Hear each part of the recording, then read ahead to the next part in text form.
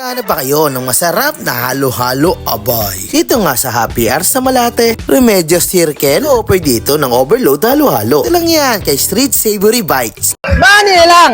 Tikman na natin to! Yung sikat na halo-halo ron sa Cavite ngayon, nandito na sa Remedios Circle. Upang patingin sa mga Manileño ang sarap na halo-halo nila.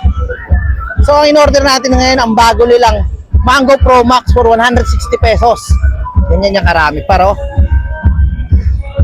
sakto-sakto to pagdating ngayon summer kung naghahanap kayo ng dessert. Ayun yan, mampar. Ito yung masarap dito, yung yema nila homemade yan eh. Oops. Maapaw. Cheese.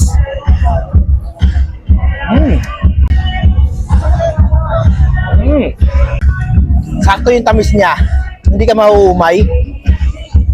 Lalo yung leche plan yan. Yan talaga binabalikan sa kanila eh. Lalo sa Cavite. Man yan paro. Solid na solid.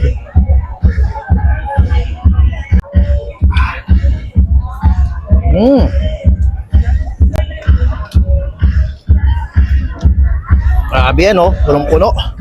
Good for two na rin yata to eh.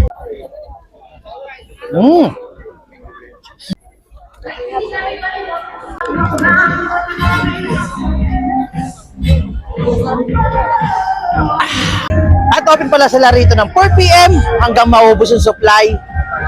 Kaya kayo dyan, di na pala halo-halo, meron din sila rito okoy for 80 pesos.